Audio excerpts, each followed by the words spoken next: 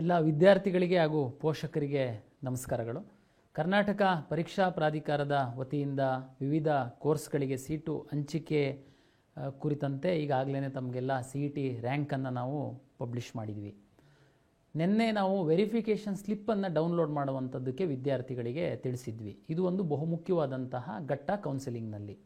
ತಾವು ಅರ್ಜಿಯಲ್ಲಿ ಯಾವುದೆಲ್ಲ ರಿಸರ್ವೇಷನನ್ನು ಕ್ಲೈಮ್ ಮಾಡಿದ್ರಿ, ತಮಗೆ CETನಲ್ಲಿ ಯಾವುದು ರ್ಯಾಂಕ್ ಬಂದಿತ್ತು ಅನ್ನುವಂಥದ್ದೆಲ್ಲ ಈ ವೆರಿಫಿಕೇಷನ್ ಸ್ಲಿಪ್ಪಲ್ಲಿ ರಿಫ್ಲೆಕ್ಟ್ ಆಗುತ್ತೆ. ವೆರಿಫಿಕೇಷನ್ ಸ್ಲಿಪ್ಪಲ್ಲಿ ತಾವು ಏನು ನಮೂದಾಗಿದೆ, ಉದಾಹರಣೆಗೆ ವಿದ್ಯಾರ್ಥಿಗಳು caste, income, Kannada medium, rural ಯಾವುದೆಲ್ಲ ನೀವು ರಿಸರ್ವೇಷನ್ನಿಗೆ ಅರ್ಹತೆಯನ್ನು ಹೊಂದಿದ್ದೀರಾ ಅದೆಲ್ಲ ಈ ವೆರಿಫಿಕೇಷನ್ ಸ್ಲಿಪ್ಪಲ್ಲಿ ಇರಬೇಕು.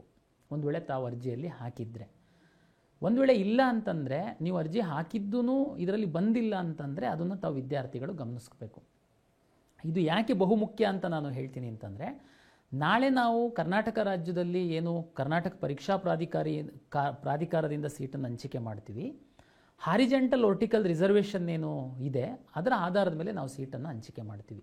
ಒಂದು ವೇಳೆ ನೀವು ಇಲ್ಲಿ ವೆರಿಫಿಕೇಷನ್ ಸ್ಲಿಪ್ಪಲ್ಲಿ ಯಾವುದಾದ್ರೂ ರಿಸರ್ವೇಷನ್ ಇಲ್ಲ, ಬಟ್ ಆದರೆ ನೀವು ರಿಸರ್ವೇಷನ್ನು ಸರ್ಟಿಫಿಕೇಟ್ ತಮ್ಮ ಹತ್ರ ಇದೆ, ನೀವು ಹಾಕಿಲ್ಲದೆ ಇರ್ಬೋದು, ಇಲ್ಲ ಹಾಕಿ ಯಾವುದಾದ್ರೂ ತಾಂತ್ರಿಕ ಕಾರಣದಿಂದ ಬಂದಿಲ್ಲದೆ ಇರ್ಬೋದು, ನಿಮಗೆ ಸೀಟು ಹಂಚಿಕೆ ಈ ಎಲ್ಲ ದಾಖಲೆ ಆಧಾರದ ಮೇಲೆ ಆಗೋದ್ರಿಂದ ಸೀಟ್ ಹಂಚಿಕೆ ಆದ ನಂತರ ನೀವು ಬಂದು ಪ್ರಾಧಿಕಾರಕ್ಕೆ ನಂದು ರಿಸರ್ವೇಷನ್ ಇದೆ, ನಾನು ಹಾಕಿದ್ದೇ ಬಂದಿಲ್ಲ ಅಂತಂದರೆ ಕ್ರಮ ಅಲ್ಲ. ಅದಕ್ಕೇ ತಾವು ಒಮ್ಮೆ ಈ ವೆರಿಫಿಕೇಷನ್ ಸ್ಲಿಪ್ಪನ್ನು ಡೌನ್ಲೋಡ್ ಮಾಡ್ಕೊಂಡು ಒಮ್ಮೆ ಕೂಲಂಕುಷವಾಗಿ ಪರಿಶೀಲನೆ ಮಾಡಿ. ಒಂದು ವೇಳೆ ಯಾವುದಾದ್ರೂ ಲೋಪ ಇದ್ದಲ್ಲಿ, ಸರಿಪಡಿಸುವಂತಹ ಅಗತ್ಯ ಇದೆ ಅಂತ ಅನಿಸಿದಲ್ಲಿ ನಾವು ಅದು ಸರಿಪಡಿಸುವಂಥದ್ದಕ್ಕೆ 2ನೇ ತಾರೀಕಿನಿಂದ ಅವಕಾಶವನ್ನು ಕೊಡ್ತಾ ಇದ್ದೀವಿ. ನಾಳೆಯಿಂದ ನೀವು ಕರ್ನಾಟಕ ಪರೀಕ್ಷಾ ಪ್ರಾಧಿಕಾರದ ವೆಬ್ಸೈಟಲ್ಲಿ ಹೋಗಿ 2ನೇ ತಾರೀಕಿಂದ ಈ ವೆರಿಫಿಕೇಷನ್ ಸ್ಲಿಪ್ಪಲ್ಲಿ ಯಾವುದಾದ್ರೂ ಲೋಪಗಳಾಗಿತ್ತು ಅಂತಂದರೆ ಸರಿಪಡಿಸಿಕೊಳ್ಳುವಂಥದ್ದಕ್ಕೆ ಒಂದು ಅಪಾಯಿಂಟ್ಮೆಂಟ್ ತಗೊಳ್ಬೇಕಾಗುತ್ತೆ. 2ನೇ ತಾರೀಕಿಂದ ನಾವು 3 ಡೇಸು ಇದಕ್ಕೋಸ್ಕರ ನಾವು ಮೀಸಲಿಟ್ಟಿದ್ದೀವಿ. ತಾವು ಅಪಾಯಿಂಟ್ಮೆಂಟ್ ತಗೊಂಡು ಬಂದರೆ ಕರ್ನಾಟಕ ಪರೀಕ್ಷಾ ಪ್ರಾಧಿಕಾರದಲ್ಲಿ ನಾವು ಅದನ್ನು ಸರಿಪಡಿಸ್ಕೊಳ್ತೀವಿ. ಉದಾಹರಣೆಗೆ ನೀವು ಈ ಹಿಂದೆ Kannada medium rural certificate, Kannada medium rural certificate ಹಾಕೇ ಇಲ್ಲ, ಕಾರಣಾಂತರದಿಂದ ಹಾಕಿಲ್ಲ ಅಥವಾ ಸರ್ಟಿಫಿಕೇಟ್ ಇರಲಿಲ್ಲ, ನಿಮಗೆ ಗೊತ್ತಿಲ್ಲದೆ ಹಾಕಿಲ್ಲ. ಬಟ್ ಈಗ ನಾವು ಹಾಕ್ಬೋದಾ? ಖಂಡಿತ. ತಾವು ಅಪಾಯಿಂಟ್ಮೆಂಟ್ ತಗೊಂಡು 3 ದಿವಸ, 2, 3, 4ನೇ ತಾರೀಕು ಮುಂದಿನ ತಿಂಗಳು ನಾವು ಮಾಡ್ತಾಯಿದ್ದೀವಿ, ತಾವು ಬಂದು ತಮ್ಮ ವೆರಿಫಿಕೇಷನ್ ಸ್ಲಿಪ್ಪನ್ನು ಸರಿಪಡಿಸ್ಕೊಳ್ಬೋದು. ದಯಮಾಡಿ ಎಲ್ಲರೂ ವೆರಿಫಿಕೇಷನ್ ಸ್ಲಿಪ್ಪನ್ನು ಡೌನ್ಲೋಡ್ ಮಾಡ್ಕೊಳ್ಳಿ, ಅದರಲ್ಲಿರುವಂತಹ ಮಾಹಿತಿಯನ್ನು ಪರಿಶೀಲನೆ ಮಾಡ್ಕೊಳ್ಳಿ. ಇನ್ನೊಂದಷ್ಟು ವಿದ್ಯಾರ್ಥಿಗಳು ಹೇಳ್ತಾ ಇದ್ದಾರೆ, ಕಳೆದ ವರ್ಷ ವೆರಿಫಿಕೇಷನ್ ಸ್ಲಿಪ್ಪಲ್ಲಿ ಸೀಕ್ರೆಟ್ ಕೀ, ಲಾಗಿನ್ನು, ಪಾಸ್ವರ್ಡ್ ಎಲ್ಲ ಬಂದಿತ್ತು, ಈ ಸರಿ ಅದು ಯಾವುದು ಬಂದಿಲ್ಲ, ನಾವು ಆಪ್ಷನ್ ಎಂಟ್ರಿ ಮಾಡೋದು ಹೇಗೆ, ಲಾಗಿನ್ ಆಗುವಂಥದ್ದು ಹೇಗೆ ಅಂತೇಳಿ. ನಾವು ಈ ಸರಿ ಸಾಕಷ್ಟು ಮುಂಜಾಗ್ರತಾ ಕ್ರಮಗಳನ್ನು ವಹಿಸಿದ್ದೀವಿ, ಸಾಕಷ್ಟು ಸೆಕ್ಯೂರಿಟಿ ಫೀಚರ್ಸ್ನ ತಗೊಂಡು ಬಂದಿದ್ದೀವಿ. ನಿಮ್ಮ ವೆರಿಫಿಕೇಷನ್ ಸ್ಲಿಪ್ಪಲ್ಲಿ ಒಂದು QR ಕೋಡ್ ಇದೆ. ನಾವು KEL ಲಾಗಿನ್ನಲ್ಲಿ ತಾವು ಆಪ್ಷನ್ ಎಂಟ್ರಿ ಮಾಡಬೇಕು ಅಂತಂದರೆ, ಆಪ್ಷನ್ ಎಂಟ್ರಿ ಓಪನ್ ಮಾಡಿದ ನಂತರ ತಾವು ಈ QR ಕೋಡನ್ನು ಸ್ಕ್ಯಾನ್ ಮಾಡ್ತು ಅಂತಂದರೆ ತಮ್ಮ ಲಾಗಿನ್ ಪೇಜಿಗೆ ಹೋಗುತ್ತೆ. ತಮ್ಮ ಫೇಸನ್ನು ತಾವು ತೋರಿಸ್ಬೇಕು ವೆಬ್ ಕ್ಯಾಮಲ್ಲಿ, ಮತ್ತು ತಮ್ಮ ಮೊಬೈಲಿಗೆ, ಯಾವುದು ಅಪ್ಲಿಕೇಶನಲ್ಲಿ ಕೊಟ್ಟಿರುವಂತಹ ಮೊಬೈಲಿಗೆ OTP ಬರುತ್ತೆ. ತಾವು ಅದು ಎಂಟ್ರಿ ಮಾಡ್ತು ಅಂತಂದರೆ ನಿಮ್ಮ ಲಾಗಿನ್ ಓಪನ್ ಆಗುತ್ತೆ. ತಾವು ಎಷ್ಟು ಸರಿ ಬೇಕಾದ್ರೂ ಓಪನ್ ಮಾಡ್ಕೊಳ್ಬೋದು, ಎಷ್ಟು ಸರಿ ಬೇಕಾದ್ರೂ ಆಪ್ಷನ್ ಎಂಟ್ರಿ ಮಾಡ್ಬೋದು. ಬಟ್ ಆದರೆ OTP ಮತ್ತು ನಿಮ್ಮ ಮುಖಚರ್ಯೆಯನ್ನು ಸಿಸ್ಟಮಲ್ಲಿ ವೆರಿಫೈ ಮಾಡುವಂಥದ್ದು ಈ ಸರಿ ನಾವು ಕಡ್ಡಾಯಗೊಳಿಸಿದ್ದೀವಿ. ಹಾಗಾಗಿ ಈ ಸರಿ ವೆರಿಫಿಕೇಷನ್ ಸ್ಲಿಪ್ಪಲ್ಲಿ ನಾವು ಸೀಕ್ರೆಟ್ ಕೀ, ಪಾಸ್ವರ್ಡ್, ಲಾಗಿನ್ ಯಾವುದೂ ಕೊಟ್ಟಿಲ್ಲ. ಹಾಗಾಗಿ ಅದರಲ್ಲಿ ವಿದ್ಯಾರ್ಥಿಗಳು ಯಾವುದೇ ಗೊಂದಲ ಅಗತ್ಯ ಇಲ್ಲ. ಕೆಲವರು ನೀಟ್ ಎಕ್ಸಾಮನ್ನು ಬರೆದಿದ್ದಾರೆ.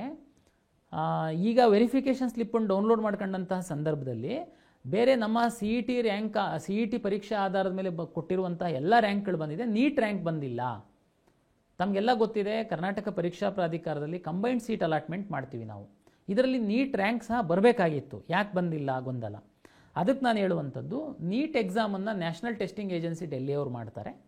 ಅವರು ನಿಮ್ಮದ ರಿಸಲ್ಟನ್ನು ಪಬ್ಲಿಷ್ ಮಾಡಿದ್ದಾರೆ. ಒಟ್ಟು 12 ಲಕ್ಷದಷ್ಟು ವಿದ್ಯಾರ್ಥಿಗಳೇನು ಎಲಿಜಿಬಲ್ ಆಗಿದ್ದಾರೆ, ಆ ಡೇಟಾವನ್ನು ಯಾರ್ಯಾರು ವಿದ್ಯಾರ್ಥಿಗಳು ಪರೀಕ್ಷೆಯನ್ನು ಬರೆದಿದ್ದಾರೆ, ಎಲಿಜಿಬಲ್ ಆಗಿದ್ದಾರೆ ನೀಟ್ ಅನ್ನುವಂಥ ಡೇಟಾವನ್ನು ನಮ್ಮ ಕರ್ನಾಟಕ ಪರೀಕ್ಷಾ ಪ್ರಾಧಿಕಾರಕ್ಕೆ ಇನ್ನೂ ಕೊಟ್ಟಿಲ್ಲ.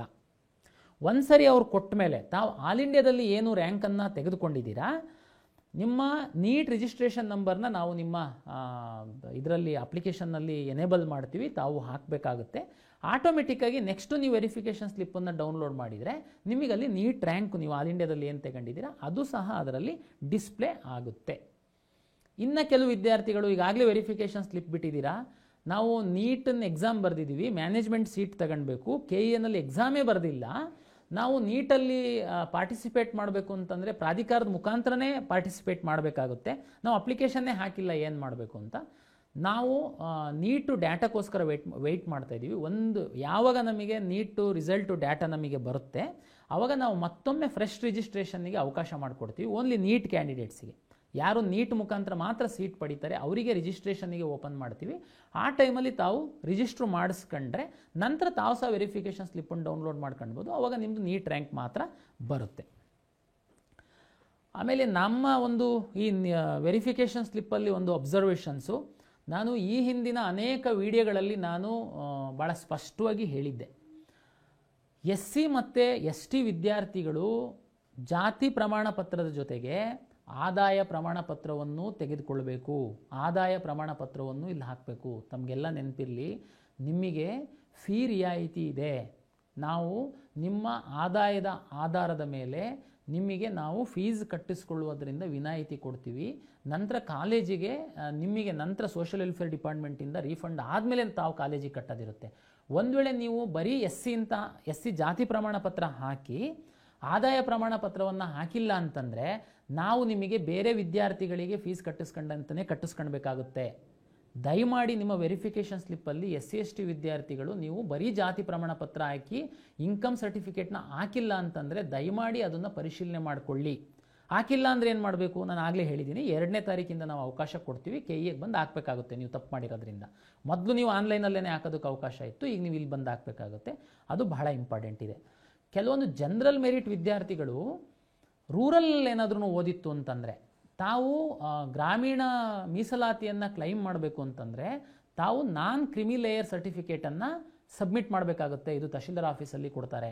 ಕೆಲವು ವಿದ್ಯಾರ್ಥಿಗಳು ಗ್ರಾಮೀಣ ಪ್ರದೇಶದಲ್ಲಿ ಓದಿದ್ದೀರಾ, ಬಟ್ ನೀವು ಪ್ಯೂರ್ GM ಇದ್ದೀರಾ, ಬಟ್ ನೀವು ರೂರಲ್ ಸರ್ಟಿಫಿಕೇಟನ್ನು ಕ್ಲೈಮ್ ಮಾಡಬೇಕು ಅಂತಂದರೆ ನೀವು ಈ ನಾನ್ ಕ್ರಿಮಿ ಲೇಯರ್ ಸರ್ಟಿಫಿಕೇಟ್ನ ಕೊಡಬೇಕಾಗುತ್ತೆ. ಯಾರಾದರೂ ಕೊಟ್ಟಿಲ್ಲ ಅಂತಂದರೆ ಕೊಡಬೇಕಾಗುತ್ತೆ. ದಯಮಾಡಿ ಅದು ಗಮನದಲ್ಲಿ ಇಟ್ಕೊಳ್ಳಿ. ನಾಳೆ ನೀವು ಅದು ಹಾಕಿಲ್ಲ ಅಂತಂದರೆ ನಿಮ್ಮದು ಗ್ರಾಮೀಣ ಮೀಸಲಾತಿ ಕ್ಲೈಮ್ ಆಗಲ್ಲ.